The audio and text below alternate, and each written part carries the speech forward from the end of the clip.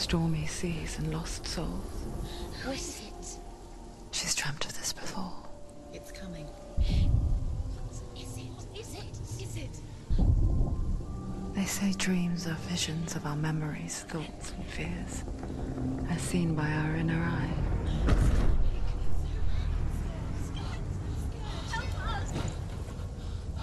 But what if each one of us is always dreaming, even when awake? And we only see what our inner eye creates for us. Is this what hell is? A world shaped by Senua's nightmares. Maybe that's why people fear seeing the world through her eyes. Yes, she's scared. Because if you believe that Senua's reality is twisted, you must accept that yours might be too.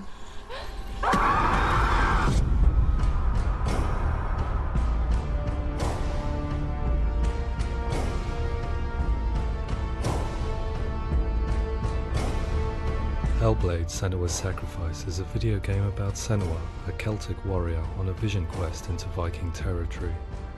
But what sets our hero Senua apart is that she suffers from severe psychotic mental illness.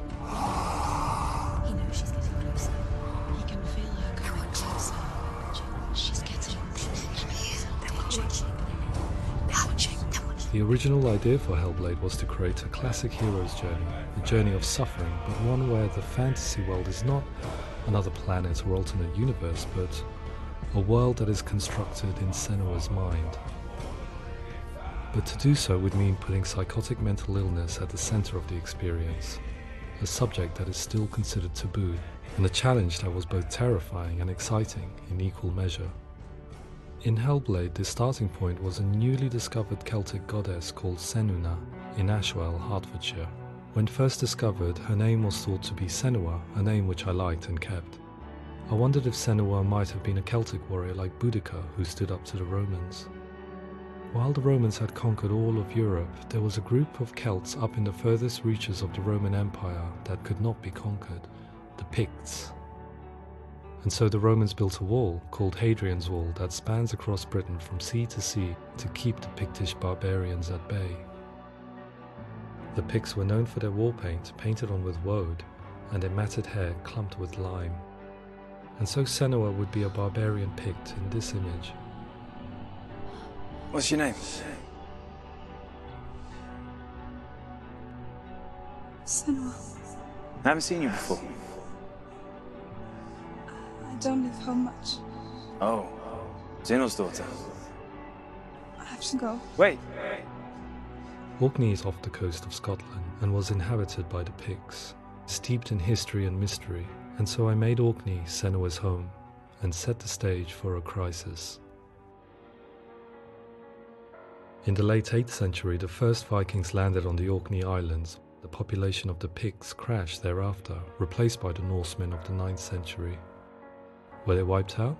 We don't know for sure, but it would seem likely given the reputation of the Vikings. The Northmen's brutality is legendary. High-ranking leaders and chieftains of the tribes they conquered were often offered as sacrifice to their gods. The most brutal of these sacrifices was known as the Blood Eagle. I imagine Senua as a young female warrior who returns home from exile to find her partner, Dillion, brutally sacrificed to a Norse god by these hellish warriors from a faraway land. I imagine the horror of this moment and how it would have dragged her deep into mental torment.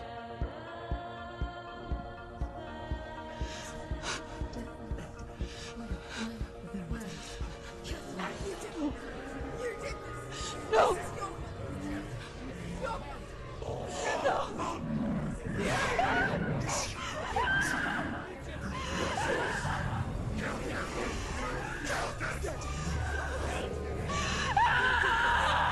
I came to learn that the Celts had a sophisticated and nuanced perspective on the nature of mental disorder.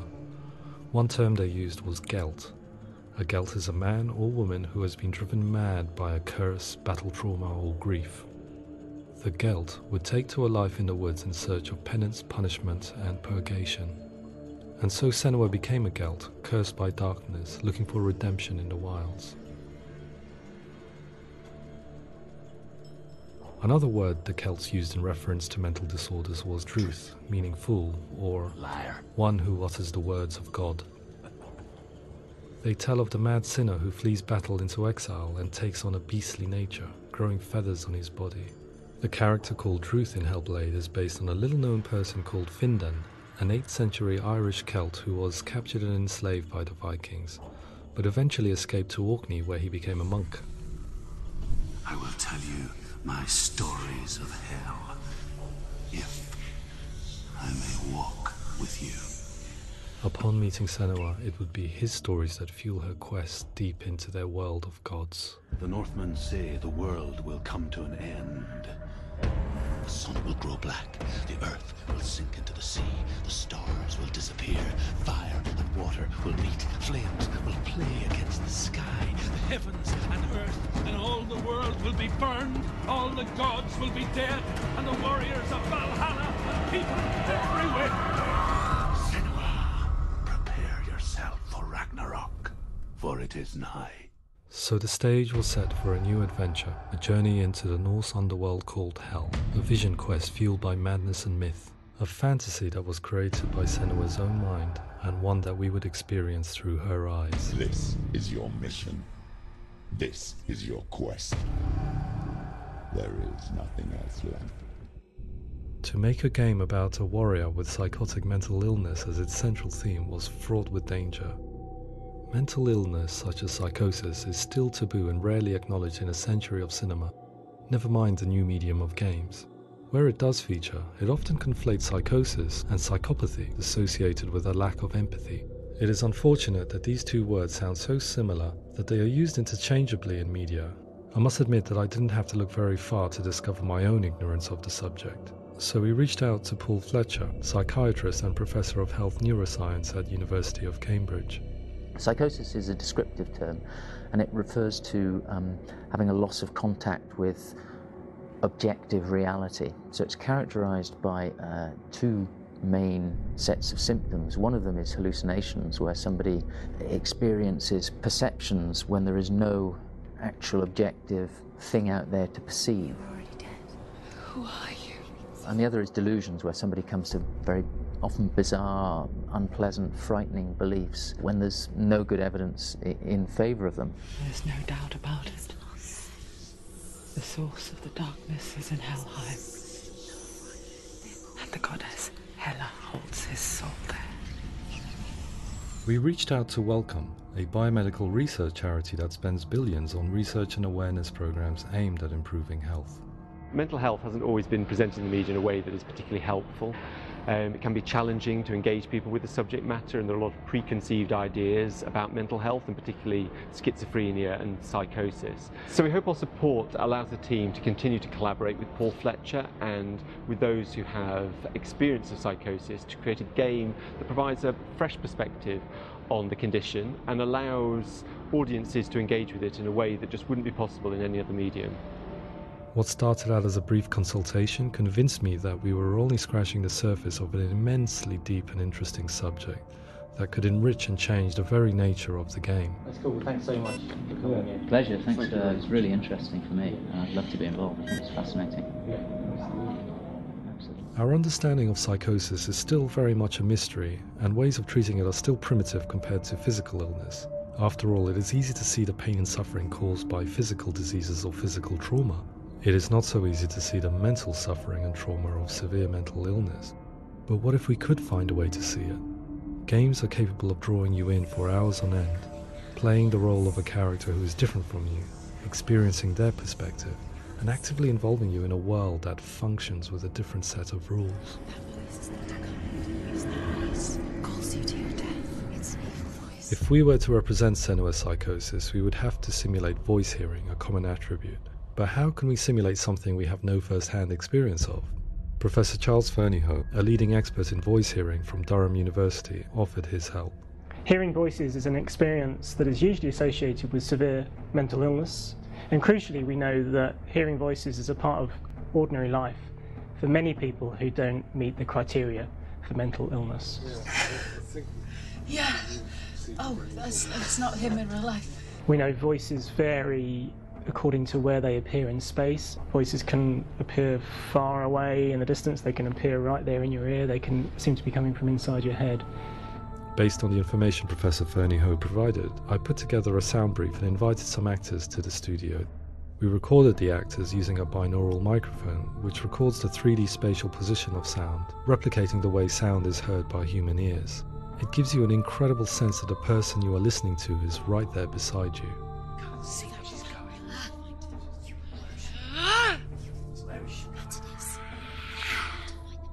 Rachel Waddingham from the Voice Collective came to our studio with 2 young voice hearers to speak to our team. We talked at length about their experiences and they listened to our tests, giving us feedback on how we could improve on it. Everyone hates her. She's cursed. It's very hard to represent what this experience is like, partly because it's such a personal, intense, emotional experience.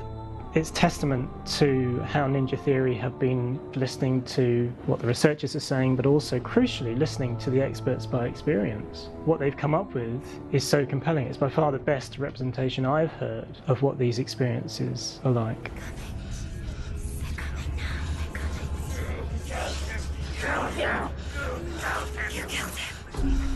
Other common attributes of psychosis are visions and flashbacks. We met with Recovery College East, who work with and care for people recovering from severe mental disorders. A group of service users gave us their first-hand account of what they experience.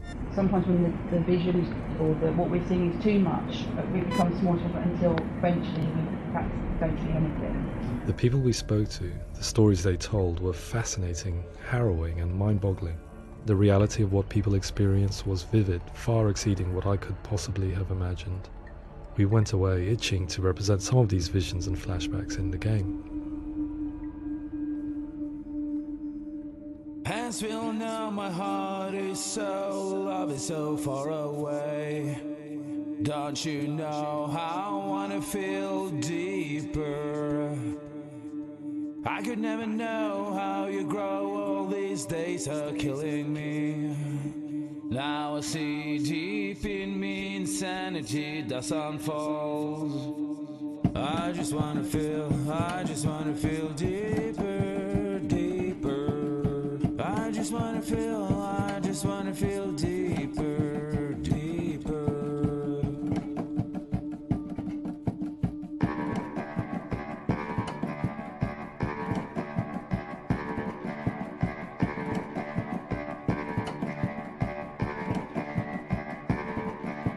Hands will know my heart is so, love is so far away. Don't you know how I wanna feel deeper? I could never know how you grow, all these days are killing me. Feel like this, read like this, I just wanna live that song. I just wanna feel deeper, deeper. I just wanna feel deeper, deeper.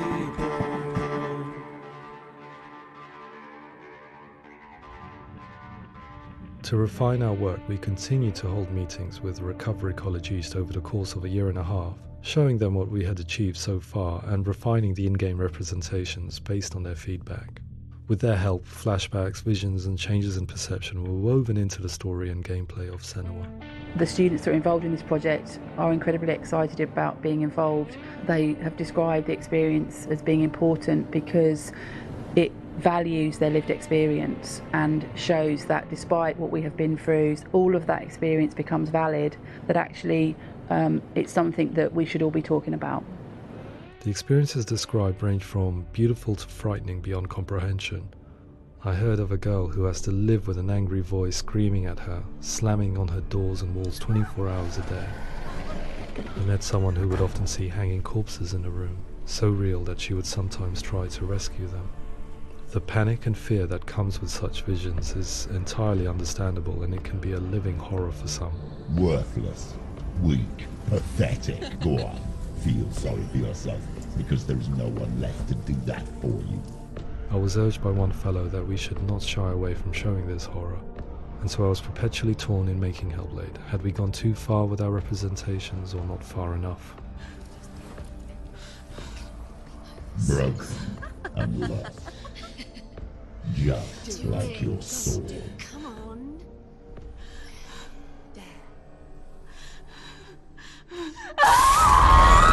In some ways, voice hearing and visions were the low-hanging fruit, so to speak. There's another aspect of psychosis that is much harder to explain, but one that I think video games are uniquely able to represent, which are often called delusions. People begin to see patterns in the world. They begin to link things that most people wouldn't link. Most of the things that we might think would be coincidence or, not worth commenting on. Nevertheless, that might have a particular salience or importance for them. One individual described how everyday words, sounds, colours and objects were steeped in meaning to him, forming a strange and sinister puzzle that he was determined to solve but could not quite get to the bottom of. It's not just brain dysfunction, it's not like the system shut down. It's actually an incredibly creative process. The person creates a world populated with voices and phantasms and terrors, and they're completely immersed in it. They believe in it. We often invite people into the studio to play the game. In one of our playtests, they played through much of the game, making associations between runes, secret messages, and the threat of darkness that stalked them.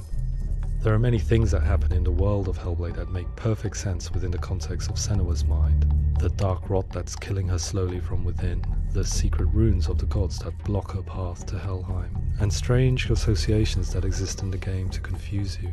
To complete Senua's quest, you have to internalize and accept the logic and meaning behind these things to progress.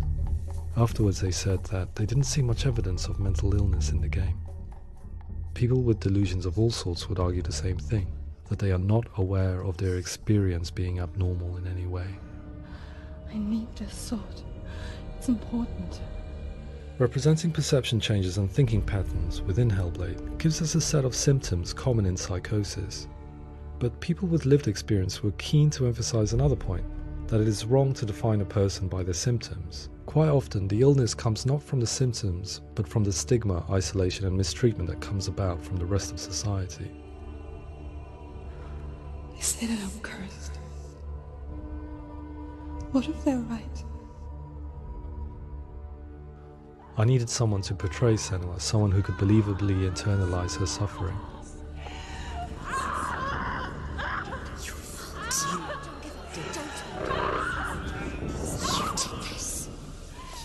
Melina Jurgens, our video editor, had been a stand-in for Senua over a few months while we perfected our motion capture techniques.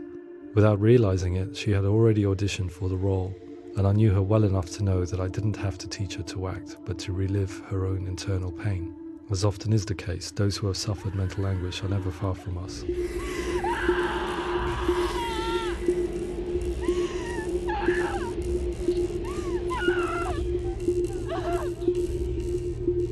My hope is that by creating a compelling and aspirational character in Senua who feels very much real, albeit in a fantasy setting, we can provide a lens into her reality, a different one to yours, and this is where storytelling comes into play. I imagined her life based on common threads in real people's lives. She was always prone to psychosis as a child. Her mother Galina also heard voices and had visions, so perhaps there was a genetic aspect. Or perhaps it was cultural, as she lived within a world without science, of gods and superstition, as exemplified by her druid father Zimbal. Psychosis developed in her late teens to early 20s and was exasperated by stigma and isolation at the hands of the clansmen and her father. This darkness. It's spreading. The trauma of seeing her lover Dillian sacrificed tips her over the edge, making her remodel her reality around a concept that connects everything: the darkness. So the question, is what Senua experiences real? Can only be answered by saying, yes, it is real. It is her reality. All of her suffering will have been for nothing. It's just a matter of time.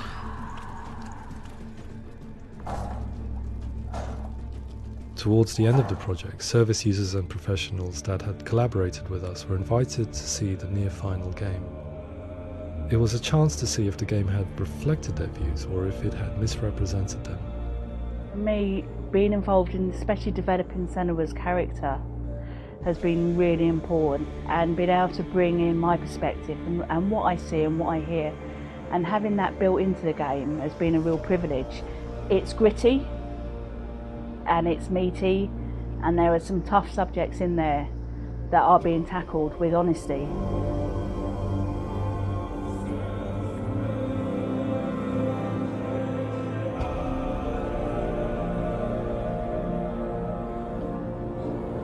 I was blown away by it today, absolutely blown away. It was just fantastic to get the opportunity to use our lived experience in a very creative way. There's nothing tokenistic about the work we've put in. It feels like we've been listened to, things have been taken on board, and I think there was a lot of realism in the game itself, and it feels very authentic.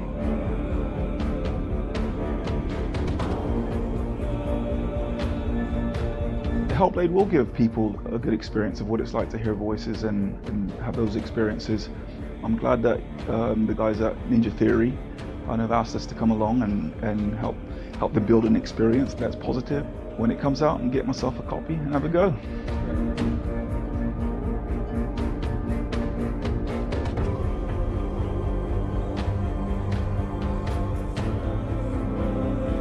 I think all the way through I was really inspired by how the conversations have translated into the game in a way that I think I didn't imagine was possible. So wonderful, really wonderful.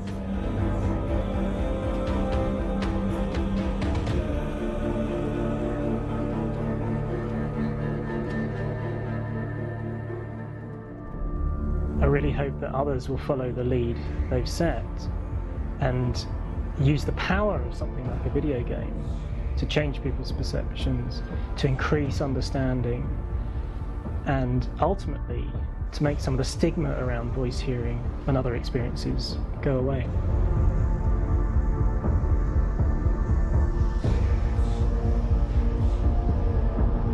For me, it was really exciting to see something that I explore scientifically being represented so beautifully in a character who's trying to penetrate the mysteries of the environment in which they've been placed, with all of this strange uncertainty and noise and conflicting information that they're getting.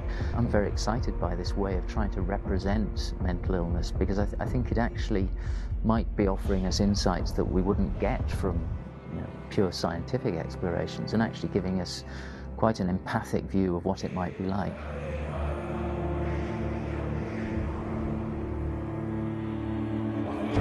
Mental illness has been with us for as long as we have been on this planet, but why? Why hasn't evolution stamped out this weakness from within our gene pool? I often pondered this question until I realized that the question had an inbuilt flaw. It assumes that being and thinking differently is a weakness. The only reason we have computers, spacecraft, medicine, poetry, art, and yes, even video games is because individuals are able to simulate new abstract realities in their minds and share them with the rest of us. We need people to be willing to see differently in order for us to progress and survive as society. And we need to be open to these new ways of seeing. And it is this spirit that motivated me to create Senua's story and share it with you.